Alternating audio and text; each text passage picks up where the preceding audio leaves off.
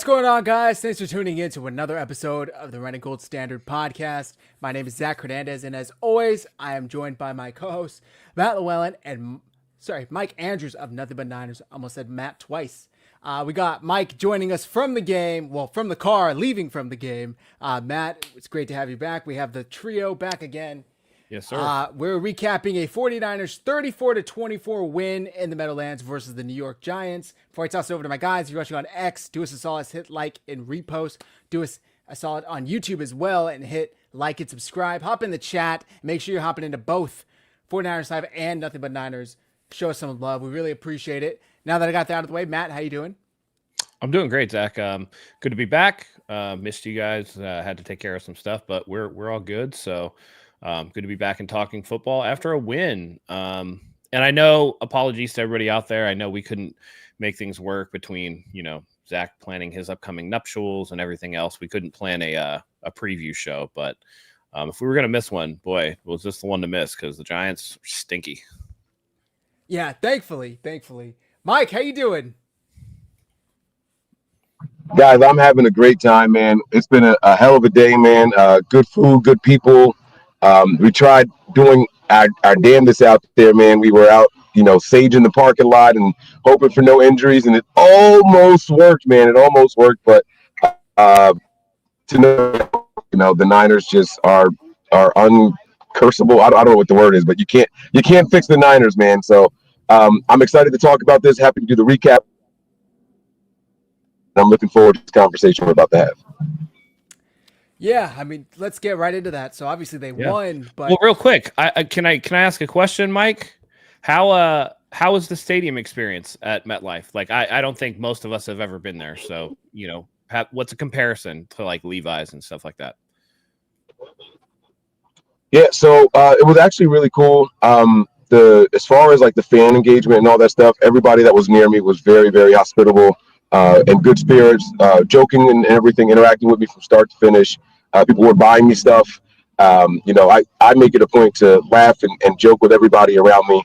It's only like the drunk jerks that are like, "Oh, you got to shut up," and I got one of those guys out there. But even the Giants fans that were with me were like, "Hey, this guy's been nothing but hospitable and great." So calm down, don't even talk to him like that. I didn't even realize he was talking to me for the most part. And then as far as like the stadium itself, I feel like these stadiums were built in the same time frame, and the design feels very, very similar. The seating was good. I was in the sun the entire time, which this time of year is great. It was a solid like 60 degrees here, but sitting right in the sun, it felt really, really good. And so I appreciated the weather that we had out here today. No jacket. I don't know if you guys can see. I'm just in a jersey, man. No jacket or anything like that. Nothing needed. And it's been like this from start to finish. So I really enjoyed this atmosphere. I enjoyed the stadium. I enjoyed the people out here. It was really good. That's awesome. Yeah. So Mike alluded to it. Burnt sage in the parking lot, trying to get the 49ers this bad juju away from them, and it almost worked. It really did almost work. This MetLife turf is notoriously bad, known for just taking injuries left and right. But of course, we couldn't escape without something, and unfortunately, it is suspected to be the brutal, I should say, ACL injury from Michael Williams, our first-round pick, who was coming along, filling in for Nick Bosa, basically. Since Bosa went down in week 3, I want to say, with an ACL versus the Cardinals. So sounds about right. Yeah. Now the 49ers, if this is correct, if their suspicions are correct, will have lost their top 2 pass rushers. Well, I guess Bryce Huff, you might say, is a 2, but certainly you spend a first-round pick on a pass rusher, an edge. He's going to be one of your better ones. So it's unfortunate that happens on a play where he was almost getting to Jackson Dart 2 for a sack.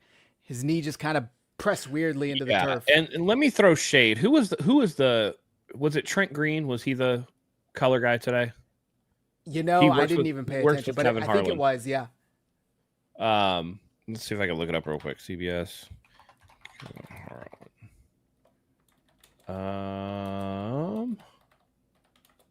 I don't know. I don't know if it was Trent Green or whoever it was, But they were talking about the Michael Williams injury, and it's like, oh yeah, like looks like he hit his knee on the turf, and it was like his left knee, but then he grabs his right knee, and I'm like, dude, you're not even looking at the play. Right. And what I saw was the step before he went down. I saw a small little buckle of the knee. That really wasn't a contact injury, and at first I was like, ooh, okay, maybe it's like an MCL sprain or something like that. But with that inner turn, that inner shearing force, yeah, it's you see those buckles, it's never a good thing. And he was down right away, and it kind of sucks. But I don't know. My worry is this, and we'll get to the game, but my big worry is that now, because they won, they're 6-3, which is fantastic, right? You're going to probably get reinforcements, so you're probably getting Huff, Purdy, Pearsall, like a couple other guys back next week. I wonder if that's going to cause them, now that Michael Williams is potentially out for the season, you already lost Nick Bosa, do they now overextend to fill those spots at the trade deadline? Do they get too aggressive? Because word on the street is from Jay Glazer and others is that they're burning up the phones trying to find somebody.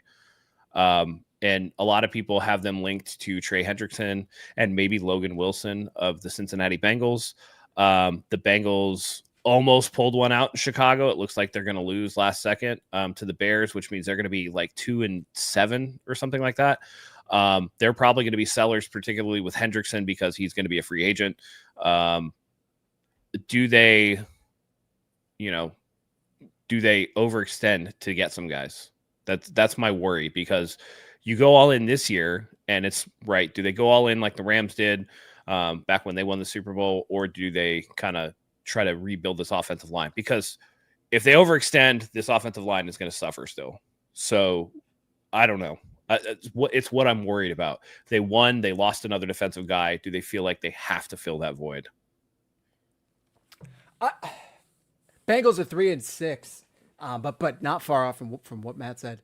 I just saw the score. That's crazy. Can't believe the Bears came back to win that with like 40 seconds left. I can't believe they were up 41-27. Yeah, true. And then gave up 2 straight scores. Wild game, man. Wild game. Yeah. I do think the 49ers are going to make a move. The trade deadline is Tuesday, in case you all forgot or didn't know that. Trade deadline is Tuesday, so any moves that need to be made, they've been linked to, like Matt said, Hendrickson from the Bengals, pass rusher Logan Wilson, the linebacker, who requested a trade this offseason, by the way, and has been supplanted by a rookie linebacker. So he's not getting as many snaps. He's not starting. And then Cam Taylor-Britt. Was he inactive today, too? I think they held him out. Both. And Hendrickson was held out. Yeah. Hendrickson's hip injury is not a serious injury. So they were also held out of practice Thursday and Friday. Yeah. We might have lost Mike for a little bit. I'm sure he'll be in and out as he goes through the different traffic areas and loses reception, but we'll keep you guys posted. But yeah, I feel like those guys were held out pending a trade. And if the Niners get desperate, I feel like they could pony up for that. And that could be dangerous. Yeah. So there's Mike back. So I do think they make a trade, whether it's one, whether it's two. But I understand not wanting to spend capital on if this year isn't a Super Bowl roster, which with all the injuries, it's really hard to say. Yes, they are. But if they can get a guy that has like a year this year and then at least next year on the roster, I wouldn't be opposed to it.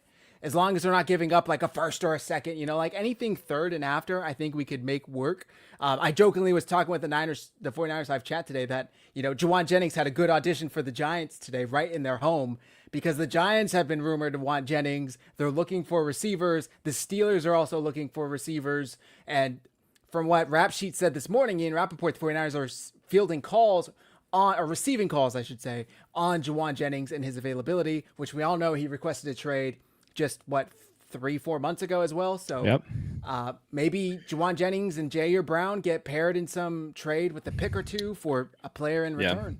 And for what it's worth, by the way, or I mean, you do that independently. You trade Jennings independently. For what it's worth, there was a report that said that the 49ers were actively shopping Juwan Jennings or fielding calls or whatever.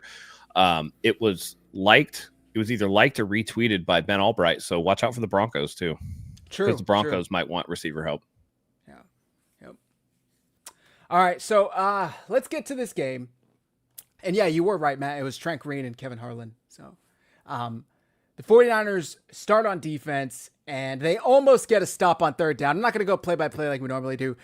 Maybe drive by drive is a little easier, but instead the Giants keep the drive going.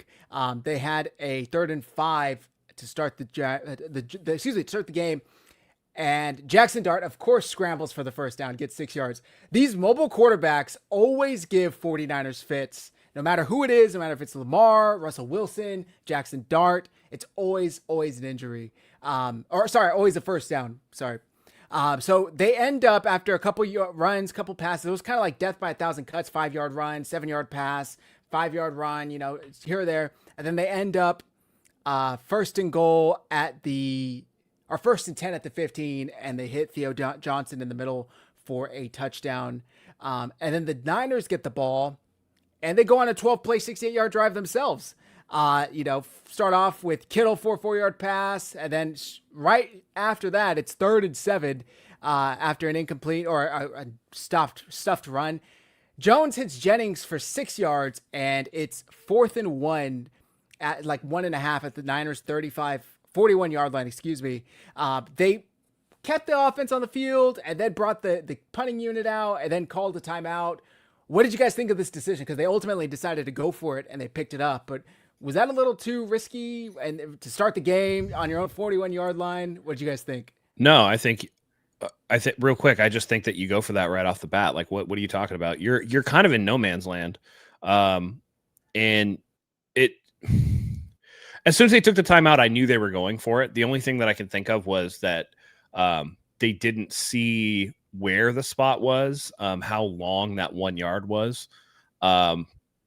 And so they wanted to take time. But as soon as they called the timeout, I knew they were going to go for it. Because if you send the punt team out there and you get a 5-yard penalty at the 41, you go back to the 37, you can still boot that and do a pretty good punt and potentially, down them inside the 20 if you get a good enough roll on it. So to me, it was kind of poor timeout management. It didn't end up coming back to hurt them.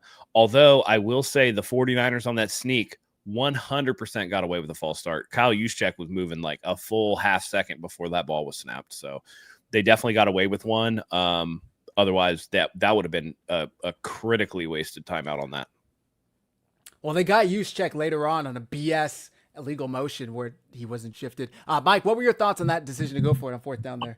Yeah, I actually liked it a lot. This is cool to be a team that you're supposed to be better than straight off the gate. And, if you let them march down the field on you, I think the Giants converted 1 third down that entire opening drive. I mean, it was just first down, second down, first down, second down, first down, second down. They marched right down the field and scored on us. At some point, you got to say, hey, look, we're going to go out there and earn this one. We're not just going to go through the motions every game, every drive. So I like that they decided to go for it. I thought they were going to try to catch them, make them jump off sides. I didn't think they were really going to snap it. You know what Kyle's like infamous for. But I was very happy when they decided to go for it and they got the conversion because like I said, you got to go out there. This is a team you're supposed to be better than. This is a team that, even though you're on the road, we were 2.5-point favorites by the time kickoff started. Like, you go out there and you got to take it. You don't just sit there and let the game come to you. You take it. You dictate the pace of the game, the flow of the game. And that's what they did on their first offensive drive. I like. Yeah, I was happy with it. The clocks went back, so we gained an hour. Mike, I don't know if you guys do daylight savings over there, but we do. Okay, so wake up, had a rude awakening. That's another story. But I get up and I'm like, well, shit, I'm up now. I have time to get a workout in before the game because usually these 10 a.m. kickoffs here on the West Coast, it's hard to get a workout in. But I got one, so I had to listen to that first 2.5 drives in the shower, and I was so confused. By the way, Mike, on the game broadcast, the Niners fans at MetLife were loud as hell. All we could hear was the Niners fans cheering. It sounded like a home game. So shout out to you guys because they made that very, very difficult for the Giants. In particular, Juszczyk's couple of touches, you could hear the juice like real loud. So very, very good. Yeah. Also, I see the chat saying, why was Mike Hill in? I mean, he's a rookie, guys. They only have so many defensive linemen to play. I was more upset that McCaffrey was playing with. Yes, that's the one. Yeah, the last carry that McCaffrey had. It's like, what are you doing, man? We got Garendo's active, right? Just throw him out there. Like, who gives a shit? Just tell him to cover up the ball, man. Yeah, so I'm not so mad at Mike Hill being in. He needs the reps. It's unfortunate what happened. There's 4 minutes left. Like, shit just happens, man. It sucks.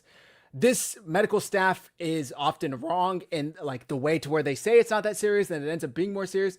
I'm praying they're wrong in the opposite way for the first time, where they say it's very serious, that it ends up not being that serious. I'm praying we wake up and it's like, oh, it's like a sprained MCL and he's out 4 weeks. I don't know. Just please not the season. I guess we'll see. So it's tied 7-7. And then the Niners get a 3-and-out. Like, when do we ever get these 3-and-outs since everybody's gotten hurt? Almost never.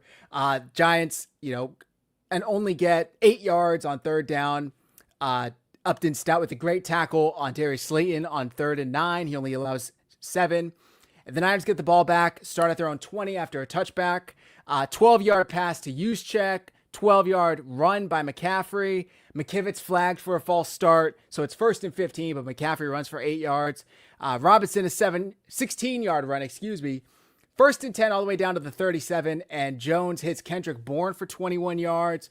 1st and 10 at the 16. McCaffrey gets stuffed. 2nd and 12 at the 18, and Jones hits Kittle for 7 yards. And then 3rd and 5 from the Giants 11, and Juwan Jennings is in the flat. He runs that little, double out route, whatever it's called, and loops around, gets the defender Black on the ground, kissing the ground like it was a holy land, and Jennings walks into the end zone untouched. I mean, it was a great play. And they're up 14-0. And at this point, Jones is like, 10 for 10, 9 for 9, I think he was. What are you guys thinking at this point? The offense is humming. Matt, what are your thoughts on the first 2 drives? Yeah, it was nice. It was efficient. It was good play calling. It was good execution. It was okay. What's different about today? Oh, Spencer Burford's playing. Maybe that's something that we can hang our hat on. And so it did look a little different. And, Hennessy, I didn't notice him out there, which I noticed Jake Brendel. So not noticing Hennessy for me is a good thing. So that left side of the line was a little bit better today, and it showed in their efficiency and being able to do some things.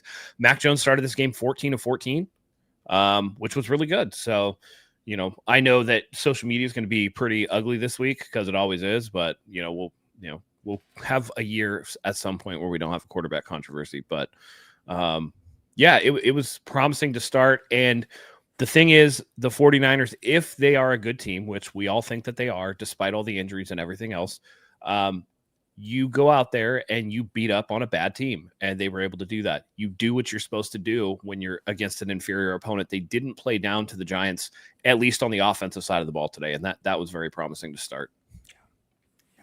It was impressive. It's something we haven't really seen aside from the Falcons game, but even then it wasn't as quick going as this game was. Mac was looking good. McCaffrey was looking good. And then the Niners ensuing drive, they kick off up 14-7, and the Giants only get 1 first down. They get up to the 49ers 47, and then they're flagged for a false start, so they're backed up, and then they're flagged again for a false start, so the Niners kind of lucked out. It's 3rd and 13. Mike, I know you're thinking the same thing I'm thinking. They always give up 3rd and 13s, always give up 3rd and longs, but no, instead they Dart hits Theo Johnson for 7 yards, and Bethune and Winters team up for the stop. 49ers get the punt after 5 plays, and Sky Moore catches it at the 49ers 18. Wasn't too upset with him for that play. By the way, am I wrong to say this was Sky Moore's best game? Like, I thought he was pretty solid today. He had a couple good returns. He had a couple good catches.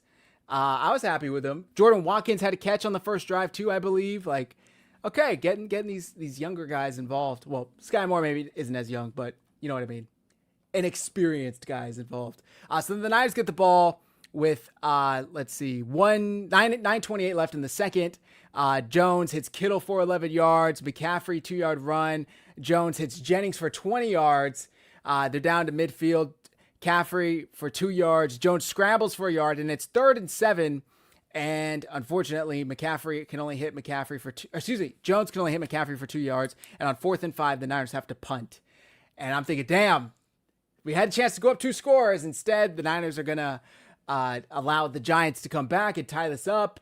The defense looked kind of the first couple of drives, but they were doing the bend, don't break type thing.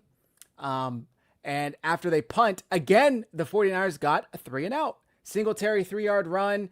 Dart was sacked. I don't know how he held onto this ball. Cleveland Farrell got pushed behind the quarterback, was in the end zone. Dart scrambling, looking for a receiver, and he gets slammed from behind. Mike, I don't know if you were on that side of the field, but what did that look like in person? Yeah, that's actually the exact side of the field that I was on, and where I'm watching, I'm like, "There's no way he's going to get him. There's no way he's going to get him. Like, he's got to get rid of this ball."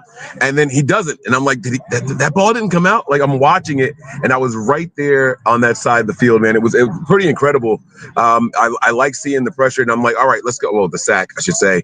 Farrell coming in, making his presence known in his first game back as a Niner. Right away, I was ecstatic about it. And then the drive before that, though, I just want to say. If there was a thought in your head that the Niners weren't in that stadium, when they go from 3rd and 3, they get the false start, it's 3rd and 8. The Niner fans just get even louder on the next third down, and then it's 3rd and 13. Like, that place was rocking, man. It was absolutely incredible. I'm sitting all the way up at the top. Well, I was in the middle section. I was in the 200s, not the 300s, but I was in the middle section, and you could hear it, man. It was just like the noise was everywhere, and I'm like looking at the crowd, and like you could see just how well blended we were into that crowd in there, man. This was the first. They told me this was the first sold out game for the Giants of the season. And so, I mean, it just speaks to how well the 49er fan base travels. We're walking out, and it was just a whole bunch of people in red. Now, I will say Giants fans started leaving a little bit earlier, probably with like 12 minutes left in the fourth quarter. They were leaving earlier, so that's probably why I saw so many Niner fans upon exit. But we were definitely in there, man. But that play, going back to that sack, man, I couldn't believe that he didn't get that ball out. I mean, he was right behind him. He knew which hand to use. It looked like he went to do the swipe, but then he like lowered his hand faster than what he should have, and just wanted to wrap him up and secure the tackle. So I don't know what he was seeing and thinking at the time, but he didn't go for the sack, and it was there for the taking. Jackson Dart had no idea he was behind him, none at all. It was really impressive. By the way, he got Cleveland blasted Farrell, too. By the way, blasted. he got blasted. I was like, how do you even forget about the dude that's behind you, bro? Like, and that's by the way, Jackson Dart is fun to watch, but that kid takes a lot of hits, like a lot of hits. He's not going to last doing that, and it's crazy. It's crazy. He got walloped a few times today. He did, including one BS penalty. Delvin Thomas to the super chat. Yeah. We won the game, but our podcast doesn't seem happy. It's bittersweet. It really is bittersweet. Because like, obviously we wanted them to win, but Michael Williams, you know, it's like in the back of your head. Just thoughts and prayers for Michael Williams. Hopefully it's not as serious as they think it is. Yeah, it's Michael Williams combined with the fact that we lost Michael Williams, and now we're thinking about, okay, are they going to overextend for next year? And the fact is that even with Michael Williams, this defense gave up 24 points to the Giants. Right. Yeah. Well, With, you know what I mean? Like that's kind of a problem. Let me speak for myself really quick. I am ecstatic about this win. This was a great win. This win told me everything I knew about this team. I said, good teams can have a bad game. And I felt like that Houston Texans game was a bad game. Offense, defense, special teams, nobody looked good. Bad teams are the only teams that have those kind of games consecutively. I said, there's no way the Niners are going to have that type of game back to back. It's the same thing I said about the Texans going into the Niners game. I said, I watched that last game that they played against Seattle. Their offense just could not get it going. There's no way they have back-to-back performances like that. Good teams just don't do that. Even okay teams don't do that. Only bad teams have back-to-back bad performances. The Niners went out there and they did exactly what they were supposed to do. And I know that they scored 20, 27, 24. What they have at the end of it? 27, right? 24. I know they had 24 at the end. When the Niners went up 2 scores, that was the softest defense they played all game long.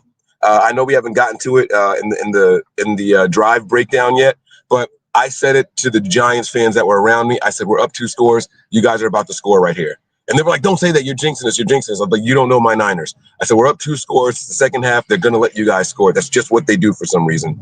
And no, I'm sorry. We actually went up 3 scores. I think we were up 17 at that point. And I said that we do this thing where if we have a score to give and the next score isn't going to result in a touchdown, they just play extremely soft and it's coming. And the lady was like, you're jinxing us. You're jinxing us. I was like, all right. And then when they scored, it was the play that Jackson Dart ended up running it in. I looked at her and she ended up giving me a high five. She was like, okay, you got it. Like, you know, it's just, I'm not saying that the Niners gave it up on purpose. But what I'm saying is that they played softer intentionally. So I don't think that the final score is indicative of what our abilities were on defense this game. Well, no, and to be clear, they gave up less than 300 yards of offense, so that's a good day. Some of it was field position stuff. Some of it, I mean, I'm sure we'll touch on it in the drive with the turnover. That was a big one, although that led to 0 points, thankfully enough. So pretty good. Yeah, we're not unhappy. We just have to get through like some of the crappier stuff of the game. The biggest story, obviously, is going to be Michael Williams. So, yeah. Sadly, I just want to say shout out to Cleveland Farrell. We just signed this dude off the street. Well, he was with the Titans. Who was he with? He wasn't with the Titans, was he? I think he might have been with the Titans. All I know is that that's his second time here because he was with us in 23, I believe. Chargers. He was with the Chargers. Welcome back, Cleveland Farrell. Yes. Signed him on Tuesday or Wednesday, I want to say. Activated him up to the practice squad, and then we activated him off the practice squad, and he came in and got a sack for us. He was good. I said last year, because he left in free agency, I want to say last year, and before last year, and they didn't really ever replace that type of player where he was good against the run, he was able to set the edge, he was a good rotational guy. I'm happy to have him back. By the way, we had traded for Keon White from the Patriots, and he was getting pressure early on. He almost had a sack in that first drive. Unfortunately, the turf monster got him, and he slipped and fell.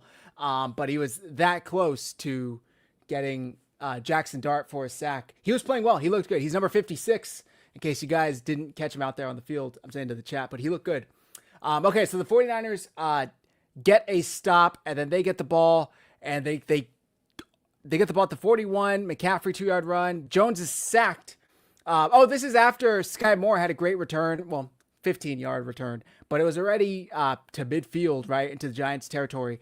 2-yard run, and then Jones gets sacked, which I'm like, dude, it's the one thing you can't do is take a sack right here because we're in field goal territory with under 3 minutes to go. 9-yard loss all the way back to the New York 48, and then he hits McCaffrey for 12 yards. 4th and 5 from the Giants' 36, and Eddie De Niro comes out for a 54-yard field goal. Did you guys see how close that was, Mike? I don't think you guys saw it since you're at the game. They showed the replay on the screen, and it just barely. And it was low the whole time. Yeah. Yeah, you can tell that he's not a strength kicker. He does not have a strong leg at all. He laid it low on purpose to try to get the distance on it. And man, like I'm watching in the stadium, like where the hell did the ball go? Like, did that go in? Did it fall underneath or no? Like that's how I felt watching it live. I could not tell that thing went in. And they were like, "It's good," and I was like, "Oh shit, we got it!" Like, holy smokes, I didn't even see it. Like, and I'm recording on my tablet, trying to record all the big plays and big drives and key moments in the game on my tablet. And that one was just, I couldn't see it to make it out to save my life. But hey, this guy is still 100% for the 49ers this year on field goals. His only blemish is that first kick as a Niner, which was an extra point. So he's doing his thing, man. And by the way, I would take a non-power guy who's accurate, a la Robbie Gould back in the day, than somebody with a big leg who is spraying it all over, a la Jake Moody. So that works out better. And, again, Eddie De Niro, I actually put in the chat, I was just like, it's nice to not really have to worry about kick attempts anymore. Like, it's just like, yeah. I expect them to go in now. Whereas before it was just like, man, we better not kick a field goal here. I would try and be so nonchalant and like I wasn't just like, I'm sure this is going to go in. And like in the back of my mind, I'm like, fuck. And then, it'd be like wide left, like, oh, come on, Jake. Come on, man. But yeah, thankfully that's not the case. After that kick, I believe he's 18 for 18 on field goals since joining the Niners. He ended up making, I think, 2 more today. But that was cool. He was number 18 was 18 for 18. So shout out to Eddie Pinheiro for coming through for the 49ers. That's like been the best addition so far for this team. And it wasn't even in the preseason. It wasn't in the offseason. It was after week 1, I think we cut Jake Moody after the Seahawks game. So, man, it's been a great addition. So, all right. That was right before half, right? There's 1 minute and 55 seconds left. And I'm thinking, okay, the Niners just got to play 2 minutes of defense. And they do. They get a 3-and-out. 2-yard pass. Dart scrambles for a yard, and then incomplete on 3rd and 7. If I remember correctly, Theo Johnson was wide open across the middle, and he just dropped it. He would have had the first down. So then the Giants punt, and the Niners, Colton McKivitz decided to take the play off, unfortunately, and Brian Burt's got around the edge, and for some reason we were trying to put our foot on the gas pedal, apparently, with all these deep routes. There was nobody underneath for an easy outlet for Mac to throw it to. So he's dropping back, and he's standing there waiting for these routes to develop, and Brian Burns in like 2.5 seconds is behind Colton McKivitz. I don't even think McKivitz touched him. And he hits Jones as he's throwing the ball, and it goes up in the air, and then it's intercepted by a Giants defensive lineman. Abdul Carter, I'm pretty sure, caught it. They ruled it a fumble, which benefits Mac Jones. He still was perfect completion percentage going into halftime. But that was a turnover, and that was huge because the 49ers had just got a 3-and-out with under a minute. I think there are 40 seconds left when that happened. But the defense came up again. They didn't allow a single yard. First and 10 at the Niners 27 after the turnover. Tyrone Tracy gets stuffed for no gain. 2nd and 10, incomplete pass to Tyrone Tracy. 3rd and 10, incomplete pass to Theo Johnson. And then on 4th and 10, Graham Gano comes out and kicks a 45-yard field goal, and he misses it. He missed the field goal that would have cut it to 10-17, right? What are you guys thinking at this point? Well, first of all, I sent you a video in the private chat. Can you play that, please? Yeah. There's something I need to get off my chest here. Just real quick. His performance today. How do you assess Mac's performance today, and what does he just continue to show you week after week? I thought Mac did a hell of a job. Extremely efficient what he was doing, going against a real tough pass rush. Probably only one negative play in the game, just the fumble there at the end of the second quarter. Hell of a play by, I think it was Brian Burns who did it. But Mac played really well, took care of the ball, got the ball to the right guys, and that's a couple plays with his legs too. How in the blue hell was that a negative play for Mac Jones? Like, McKivitz barely... This team carries oceans full of water for Colt McKivitz. Oceans full of water. This dude sucks, and we're paying him $15 million a year. He didn't even touch Brian Burns until Burns was like a step away from Mac Jones. Completely beat on the edge, flat-footed, slow as shit. Looked terrible. It was like 2 seconds. Mac Jones tried to slide, couldn't even get over to slide. But the fact that Kyle had the audacity to be like, oh yeah, just the one negative play, the fumble in the second quarter, as if that was Mac Jones' fault. Like, come on, man. It just, at some point or another, these are the things that you know, like when I say for the last 3.5, 4 years that they need to upgrade the O-line, this is the stuff that I'm talking about. How many groceries have the defensive line been able to shop for? Prime, like Wagyu, whatever they want, whatever you need, whatever. And we're getting Kraft macaroni and cheese on the offensive line. And that shit is definitely cheesy. Let me tell you, Swiss cheese at this point, because McKivitz barely did anything. It was trash. So to me, like, listen, I get it. It was a play, whatever.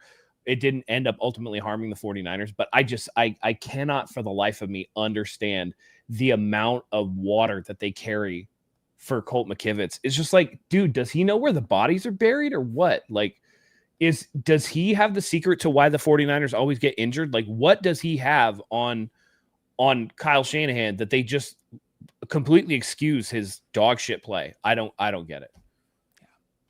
I'm hoping he didn't see the play clearly, and maybe when he watches the film on the plane, he'll come out tomorrow and be like, oh, actually, I that was on the offensive line. That was on Colt McKivitz. I mean, he probably won't, right? He probably won't. It's in the past.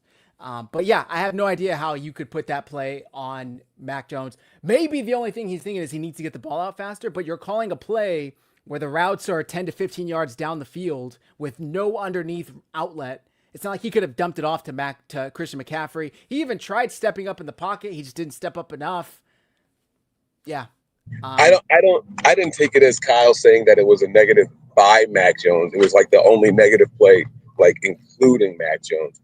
But I could be wrong. Well, but here's the thing. The question was formulated as, how would you assess Mac Jones' play? So inferred in that is when he says Yeah, negative play was a fumble, that's inferred to be Mac Jones' fault based off of the question that was asked. That's the only reason why I'm putting it that way. Yeah, now that is safe to say. And Kyle isn't one to hold punches with his quarterbacks. When they have bad plays, he will like put them on the line once he has confidence in those guys. So it also could be a good thing about what we're hearing. You know, it's one thing when he's coddling these guys. When Kyle is coddling the feelings of his quarterbacks, he knows that he has to baby his play calling and cater to their deficiencies. When he starts like throwing them under the bus, he's like, hey, this is who you are now. And like, I know exactly how you're going to play. And this is what I expect of you. So it could be a good thing. But yeah, I have no idea how he could possibly interpret that play as something that Mac Jones did wrong, because there was just no time for him to do anything. I mean, the guy comes in untouched. That's not in any kind of play design or any play call that I've ever seen.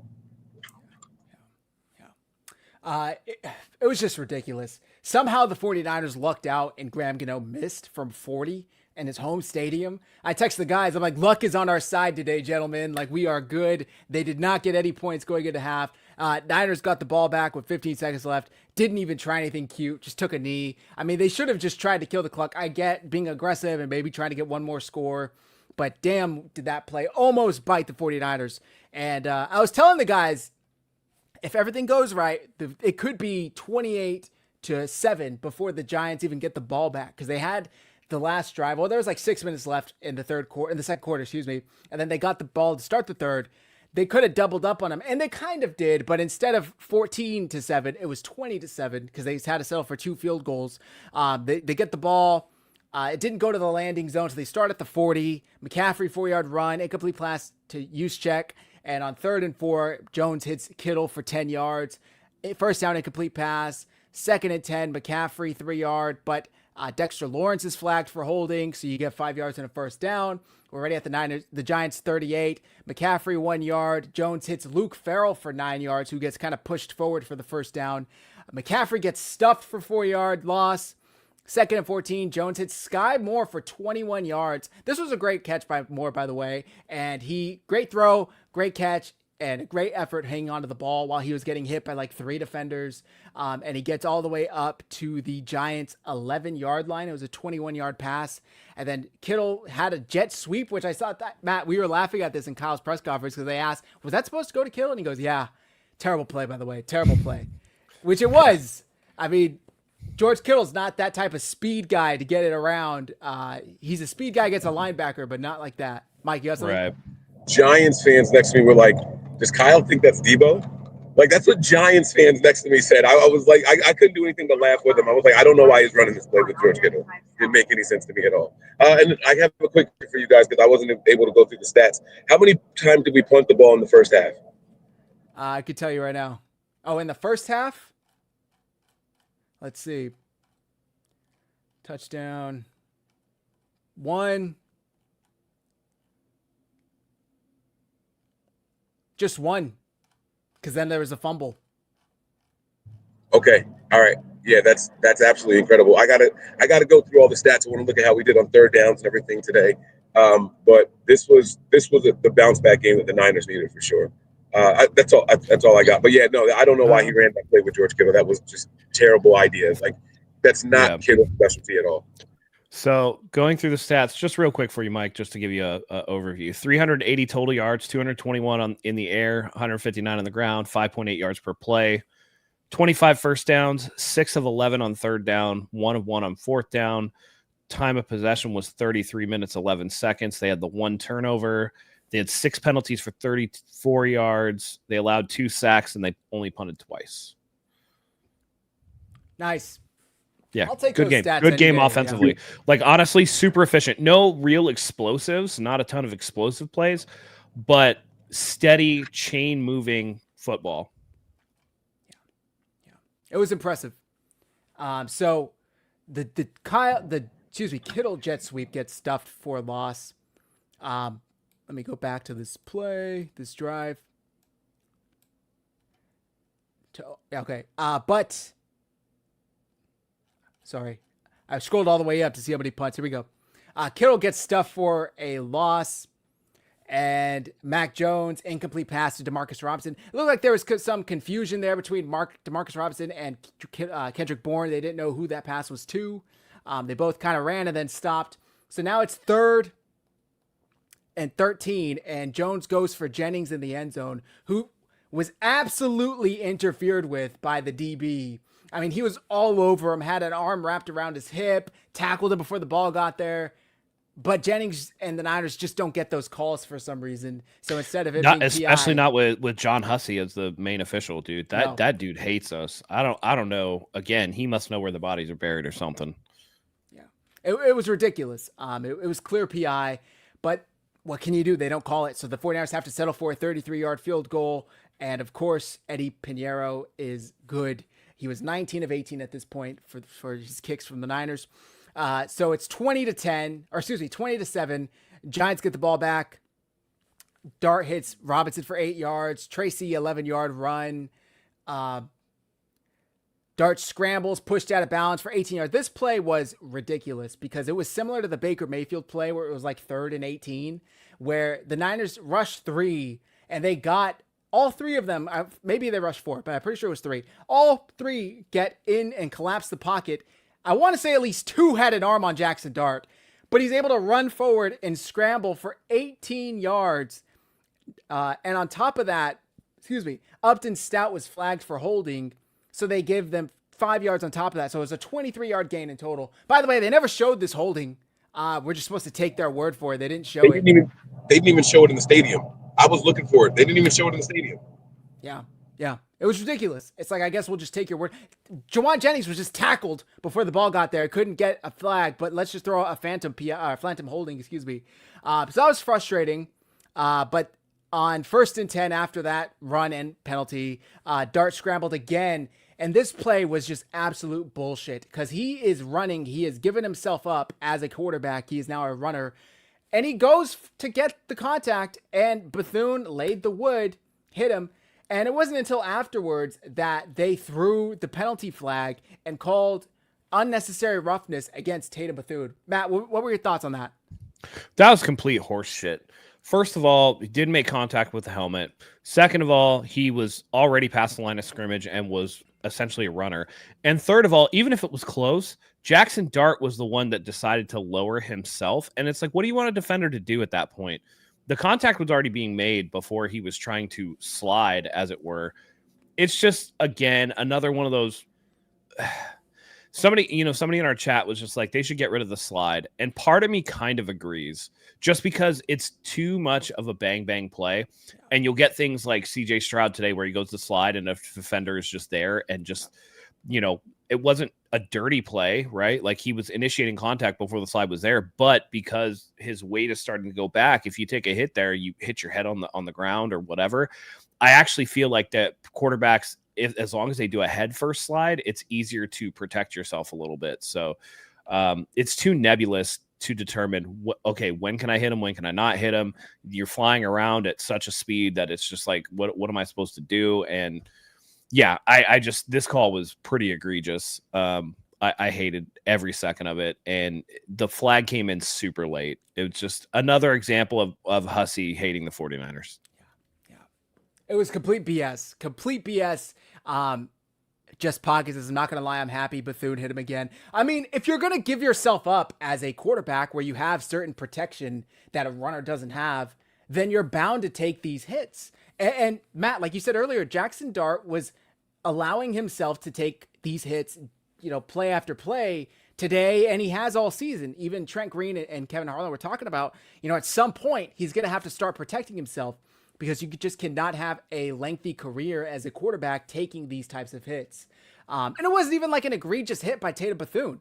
I mean, was it a hard hit? Sure. But Jackson Dart's running right up the middle at him. Is Tatum Bethune just supposed to ask him to go down and not lay any contact whatsoever? Like, it's not flag football. So it was a complete BS call. Well, and then you end up with the stuff like earlier in the year when Mahomes like fake gave himself up and then like sucker shotted the defender, or you get stuff like Kenny Pickett in college where he fakes a slide and then continues to go. It just, again, I'm all for wanting to protect players, wanting to protect quarterbacks because you don't want to get to your second, third, fourth string quarterback or whatever. We saw that with the 49ers in 2022. where that just was a nightmare. And at the same time, you're giving these quarterbacks the ability to kind of finesse. And it's one of the things that I hate about the modern NBA is how much you can finesse. Yes. You know, there was a big debate on Twitter about Giannis potentially not traveling. And it's just like, listen, bro, to me, back in my day of watching basketball, that shit was a travel. He took like 6 steps while he had the ball like off the thing and then gathered it and then took 2 more steps. But according to the letter of the law, it's not a travel. And it's like, I mean, there's the letter of the law and then there's the spirit of the law. And to me, when you're allowing these quarterbacks to take advantage of and abuse the fact that they're so protected, it's time to scale back some of those protections because, you know, it's a physical game and it's got to be a situation of fuck around and find out at some point because you can't keep punishing defenders for trying to make good football plays. And it's a confusing situation. Again, like I said, do you hit the guy? Do you not hit the guy? Do you have to pull up? If the guy fakes and then, you know, you don't hit him or whatever because you pulled up and he fakes you out and scores a touchdown, it's like that's your ass, you know? So I think there needs to be an adjustment of how they're calling that. Yeah. It's funny. We were watching the Warriors game the other night and Ashley told me, I had no idea basketball was like such a big part was fouls. Like such a big part of basketball is knowing how to get fouled, going up under a guy's arm. I mean, James Harden. Everybody's a flop merchant. Everybody's a flop merchant now. Yeah. My favorite GIF of all time right now is the LeBron GIF where he's holding his face like he got injured, and then he's like looking out and seeing if anybody's watching him. He's like, this is kind of leaking into football a little bit, where it's just like you don't need this. Like, it's not even gamesmanship; it's just being cheap. You know, it's being kind of shady and shitty about it, and there's no place for that. Just like there's no place for flopping in the NBA. You know, I don't know. A lot of the players, that's why I can't watch the NBA with any seriousness anymore. You know, your reigning defending MVP is out there like flopping all over the place. Every time I see him take a shot, he falls to the ground. You know what I mean? Like, but not even touched in that way. And he's just like gonna, you know, I don't know, man. And by the way, sorry, Stu, I know I'm talking shit about your boy SGA, but that dude is a flop monster. Yeah. Meanwhile, Steph Curry could get like stabbed. And well, he doesn't drive. He doesn't drive. Yep. That's why he doesn't get penalties. You can get fouled on a 3. You can get fouled on any, like anyway. I'm gonna get carried. Every time somebody's like, "Hey, LeBron's the GOAT," I just want to roll the tape from like the 88-89 season where Jordan had to go against the bad boy Pistons and how he was getting fucking fouled. And I'm like, nah, fuck out of here with that shit. I mean, you used to get beat up playing these games. Yeah. And just gonna say it, Draymond would have thrived back then, but he is in a different era now, and now he's a bad guy. Mike, he would have been a fucking goon. Let's be real. I just wanted to say that I think Bethune did the right thing. You know, there was a point in time where Russell Wilson and Colin Kaepernick were taking the league by storm. Even RG3 for a small bit with this read option thing, and defenders didn't know what to do. Do we pull up? Do we let them go? Blah blah blah. And at a certain point, you just got to teach these quarterbacks a lesson. You got to take the hit. You got to hit them. You got to take the penalty. And so I think that was the right thing to do. And that's what we're going to continue to do until the league makes an official decision on these guys have to give themselves up earlier, or they have to do something to show that they're going to let it go. And if they don't, then it's a penalty on the quarterbacks. So I think that Bethune did the right thing in that situation. I agree, because like you said, what do you do there? You just ask Jackson Dart to lay down. You push him and you hope. I mean, earlier in the drive, Lenore tried pushing Theo Johnson out of bounds, and he couldn't. You know, it was a soft effort, and Johnson stays in bounds and gets the touchdown. So, as a defender, you either make sure they're out and then risk a penalty, or you don't do enough and allow them to gain more yards or whatnot. But the most frustrating part was that Dart had given himself up as a passer. Even Kevin Harlan and Trent Green were kind of surprised by that. But the ball don't lie. Thankfully, they did not get into the end zone here. After that play, they got all the way down to the 9-yard line. Incomplete pass to Darius Slayton. Renardo Green with a great pass breakup here. On this play, by the way, Lenore and Ray McLeod were going at it on the other side of the end zone. We all know Ray McLeod was here the last couple years. Prior to last year, had some words for the Niners when the Falcons played us a couple weeks back, even though he was inactive at home. gets released by the Falcons, gets picked up by the Giants. I think he was signed to the practice squad, if I remember correctly, and then he was activated for today. So he and Lenore definitely are not friends. So Lenore and him, thankfully there wasn't a flag. But then it's 2nd and goal from the... I don't know why you would be friends with somebody who sold your team in the Super Bowl and then tried to double down and defend his actions. Right. You know what's crazy too is I was watching random highlights on TikTok. I know the Niners divisional round versus the versus the Cowboys came up from Purdy's rookie year. And in that play too, Ray McLeod goes to field a punt and it just rolls right off his chest. Cowboys get it and end up getting a touchdown off of it. It's like, dude, Ray, you had so many fuck-ups for the Niners while you were here, including one in the Super Bowl that led to the Chiefs' first touchdown of the game. We were keeping them out of the end zone up until that point.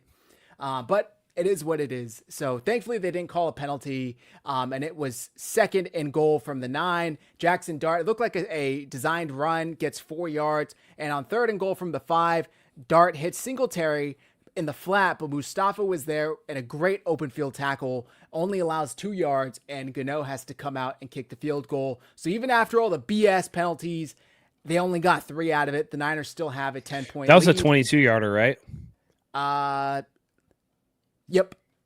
Dude, Gano almost sold that one too. It went up through like That the one, front corner. yeah, that one was leaking to the left, and I was like, "Whoa!" And I was like, "Whoa!"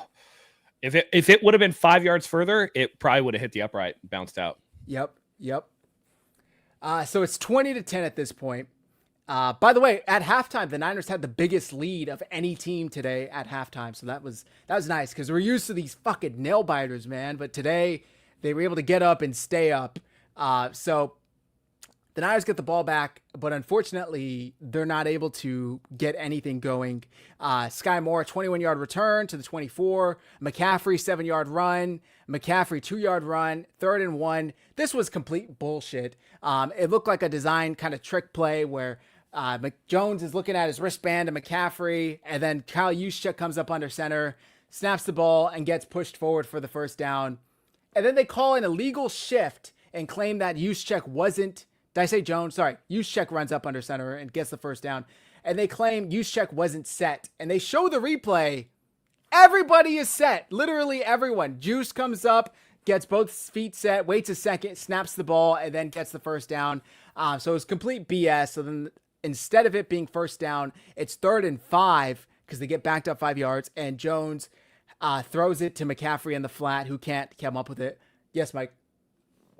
If they didn't call that penalty, would Juice have gotten the first down anyway? Yes. They called it a first down. Okay, I couldn't see it. I couldn't see it from where I was. It was just a big scrum in the middle, so I couldn't tell if he got it. Yeah. He got exactly 1 yard. So at least the broadcast was saying he got enough. The second effort got the first down. But then they called the penalty. So, and then on 3rd and 5, incomplete pass to McCaffrey. Niners have to punt. And this play, Gunnar Olszewski, Saran Neal is running up, and the dumbass Giants players kind of push Neal to the side, and then 2 Giants players run into Gunnar Olszewski, who was going to field the punt. Instead, it gets down by Saran Neal, and Olszewski kind of got shooken up. But it's a great 50-yard punt to the Giants 20, and the Giants get the ball, 6 plays, 20 yards, and then have to punt. It was 3rd and 8, and it was an incomplete pass to Wan'Dale Robinson. Sam Okuwanu got a sack on this drive, by the way. Shout out to him for a 7-yard loss, which set up the incomplete pass on 3rd and 8. So then the Niners get the ball back, still only up 10. It's, a close game where it's like, man, they're letting them hang around. Hopefully this doesn't come back to bite them because the Niners couldn't, get the death blow. But they get the ball at their own 24. Jones hits Bourne for 13 yards, 9-yard run by McCaffrey, a 10-yard run by McCaffrey, 5-yard run by McCaffrey, 4-yard run by McCaffrey, and then on 3rd and 1, he gets 2 yards. On 1st and 10 from the Giants 33, Robinson pitch to the right, gets 5 yards. Robinson run to the right, gets 10 yards. And then on 1st and 10 from the 18, Robinson run to the right, gets 18 yards, and he gets into the end zone for a touchdown. It was a great sequence. I mean, they were just running the ball down their throats. This was Brian Robinson's best game for the 49ers since he's been here. It was his first touchdown, by the way, as a 49er. Matt, what are your thoughts at this point? They go up 27-10 finally. Yeah, at this point I was like, ooh, it's over. And, great run by Robinson. Like, dang, man, that was a tough run. definitely was physical there. And, even I was just like, dang, you got to get this guy more carries. He averaged 10 yards a carry today. Damn. Definitely came to play. Yeah, he had 10 carries for 58 yards, I believe. And let me double check that. I'm sorry. Excuse me. He had 5 carries for 53 yards today and a touchdown. So he averaged 10.6 yards a carry. And it's just like, man, let's save Christian McCaffrey a little bit, which, by the way, makes McCaffrey getting a carry with 1:20 left even more egregious. Yes. I'm just like, what are you guys doing? I think he's fine. Go ahead. I think he's finally finding his footing within this offense. And again, I do think that having Spencer Burford and Matt Hennessy in there has changed some of the dynamics for this run game. And obviously the big one is George Kittle, of course. Right. The only thing I could think of is that McCaffrey wanted to stay in to get 100 yards rushing, because right when he got it, he kind of came out and I've heard that McCaffrey, what was it? His former teammate from Brown from Carolina called him a ball hog. Yeah. So Niners get in the end zone. Brian Robinson with a great run. He looked like he was stuffed for only a couple yards, or stopped, I should say, couple yard gain, and he just kept running. I mean, the man runs hard. 18-yard rush for the Niners. We haven't had too many of those this year. They go up 27-10. And then the ensuing drive, it was like the 49ers were playing prevent defense the whole time. Mike, you got something to say?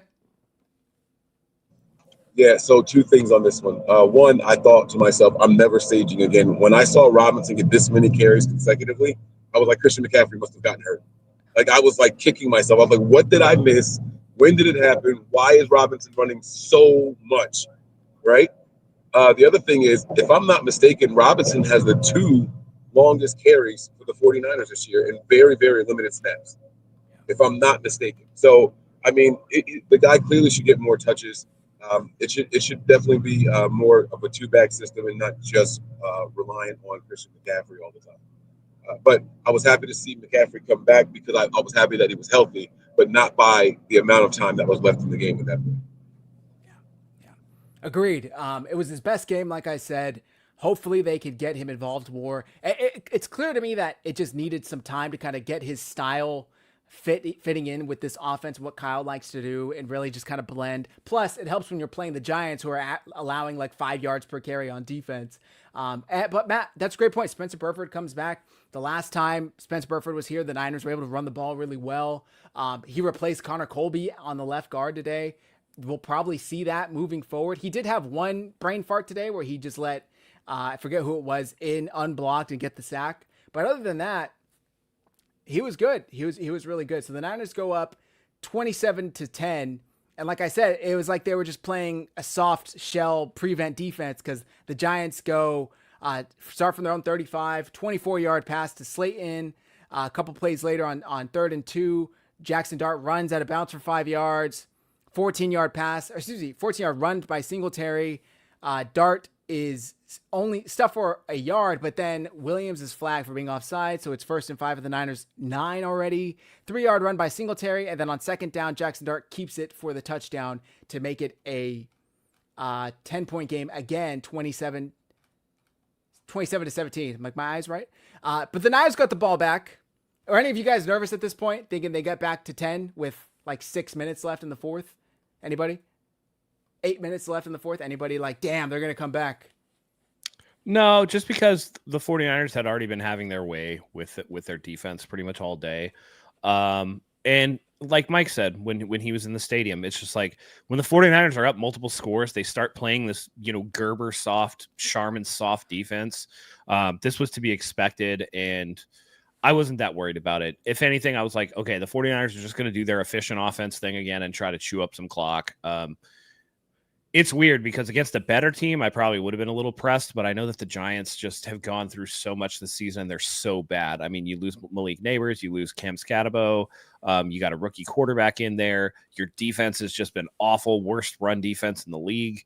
The 49ers had been having their way with them so far. I just wasn't that worried about it. I thought if anything, they would chew clock and maybe add another field goal and, call it a day. But this game never felt out of hand for the 49ers. Even after that opening drive, they came back and scored right away. It just felt like it was going to be the Niners' day. they were clearly the better team, which is saying something given all the injuries the 49ers have had. But like, yeah, I wasn't worried at all. Well, they were taking care of business. And after they cut it to 10, the Niners get the ball back at their own 40 because Brian Robinson had a 41-yard kickoff return. I mean, this dude was doing it all. He was running the ball, taking back kicks. I mean, he had a great run. And we saw Kyle Shanahan say, he flipped me on one because he took the kick. Where did he field this kick? He fielded it at the 1 yard line, negative 1 yard line. So it was in the end zone. And he took it out and he got to the 41 yard line. I mean, it was a great return by Brian Robinson. Almost broke it free. Almost did. And he hurdled the guy on top of that. So the Niners got great field position to start. McCaffrey was stuffed on first down. Jones hit McCaffrey for 39 yards. It was a catch and run. Great play by the Niners. That got the Niners down all the way to the Giants' 20-yard line. And after a 4-yard run in which Belton for the Giants was flagged for tripping, gave the Niners 8-yard penalty. I don't understand how that penalty is enforced.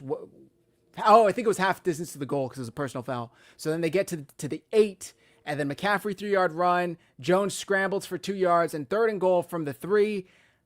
You already know what it is. McCaffrey punches it in. Pinheiro makes the extra point, and just like that, they're back up 34-17, and they're up 17 points. Giants again get a soft defense and allow them to go down the field. 9 plays, 69 yards. This was the drive, if I remember correctly, where Michael Williams got hurt, unfortunately, on 1st and 10 from the Giants 31. Literally the first play on this drive, unfortunately. Jackson Dart went to pass, got pressured by Michael Williams, threw the ball away, and Williams got hurt with 4 minutes left, up 17. You just hate to see it. So the drive ends with Dart hitting Gunnar Olszewski for 24 yards for the touchdown, and the Niners get the ball back up 10. McCaffrey's still in, which is all of us kind of questioned, but it's possible he just wanted to get over 100 yards. 5-yard run by McCaffrey, 4-yard run by McCaffrey, and then he was taken out after he got 100 yards. And with 1:10 left, Brian Robinson on 3rd and 1 picks up 4 yards, which allows Adrian Martinez to come in and take a knee. So Niners win 34-24. Good for the hometown kid, by the way, getting to do victory formation. I didn't even realize he's from New York. Good for him. Yeah. That's cool. Just thoughts overall. I can go through some stats real quick. Jones, 19 for 24, 2 TDs. He had, I just had it here. I want to say 235 passing yards, average 9.8 yards a throw, was sacked twice. McCaffrey, 28 carries for 106 yards. Like you said, Matt, 3.8 per carry, 1 touchdown on the ground. Brian Robinson, 5 carries for 53 yards, another touchdown on the ground. McCaffrey again finished as the leading receiver, 5 receptions for 67 yards and a touchdown. Jennings was second, 4 receptions for 41 yards and a touchdown. I don't know if Jennings caught a pass in the second half, now that I think about it, because he had 4 for 41 in the first half, so it's possible he didn't catch anything else in the second half. Whereas on the Giants end, Jackson Dart finished 24 for 33, 191 yards and 2 touchdowns, was sacked twice, passer rating of 107. Jackson Dart finished as their leading rusher, 8 carries for 56 yards with 1 touchdown. Darius Slayton was the leading receiver, 5 carries for 62 yards, 5 receptions, 62 yards, no touchdowns. Wan'Dale Robinson caught 9 passes for only 46 yards today. That's insane. That is absolutely insane. We got a super chat here from Delvin. Juwan Jennings passed his job interview today, and he will play for the Giants next season low key. That might be this season, Delvin, if we're talking about that. I don't know. Maybe they trade for him after they saw. Maybe they complete a trade. I was joking. They're going to get Thibodeau and have him go across the field at halftime and pick up a Niners jersey and play on the other side. But, Mike, what are your overall thoughts on this game? Yeah, you mentioned that Jennings didn't have a catch in the second half, and I noticed that I want to say 2 weeks ago, where Kendrick Bourne was going crazy in the first half, and then it became the Juwan Jennings show. In the second half of this game, it went from Juwan Jennings to Kendrick Bourne. So I'm wondering if that's something Kyle's doing to try to catch teams off guard, like switching who his possession guy is or his third down guy is when it comes to receivers in the second half.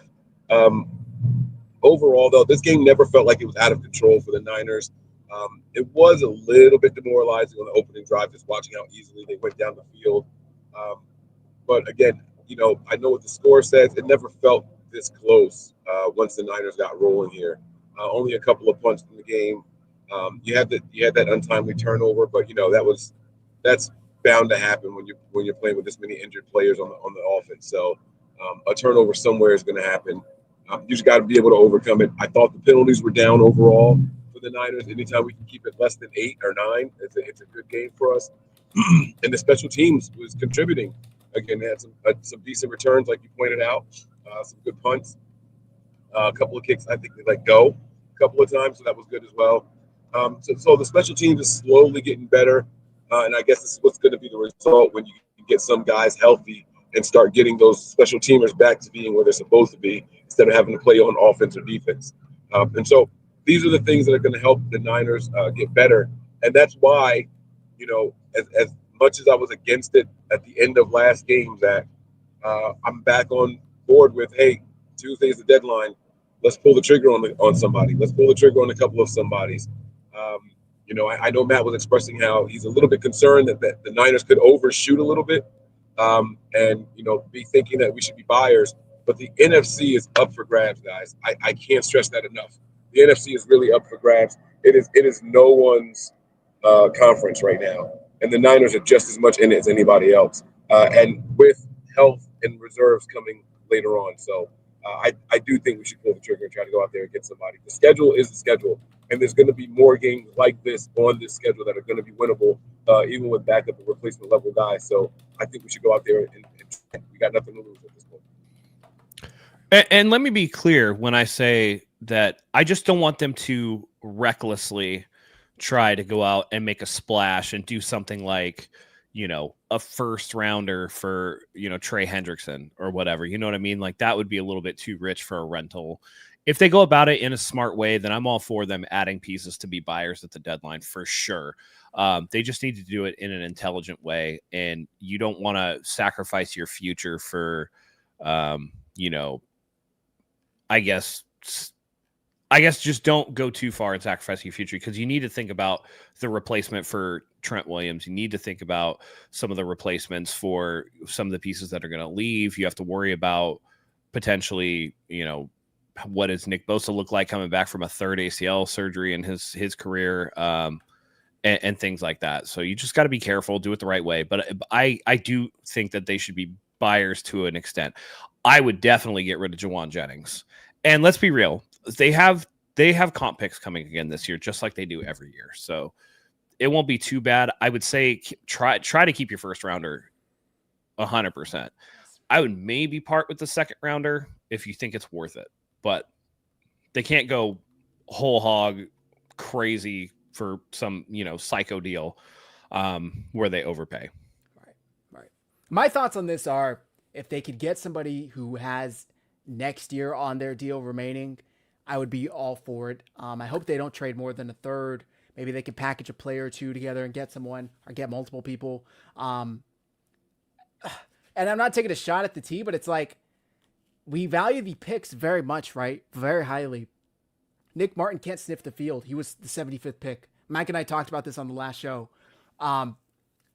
We all know about Joe Williams. These third round picks, they don't really turn into sometimes they do, but sometimes they also don't. It's like, wouldn't you rather get an established player? Now, that also comes with, if you're not getting somebody on a rookie contract, the higher pay. So hopefully they can get somebody on a rookie contract. I was big on Jalen Phillips, and then I was, pretty brutally reminded that the dude had to medically retire in college, and he's had a torn ACL and a torn Achilles since coming into the NFL. We can't fucking keep guys healthy that haven't been hurt before ever. So we probably shouldn't trade for a guy that has had insane injury history, no matter how good he is.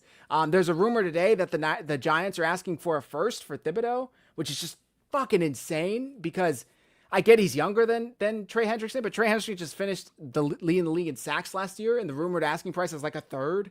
So I don't know, man. I hope they trade for someone, whether it's Quincy Williams, Jermaine Johnson, Trey Hendrickson, I guess. I don't know. I prefer to get somebody younger to continue this youth movement with the 49ers defense.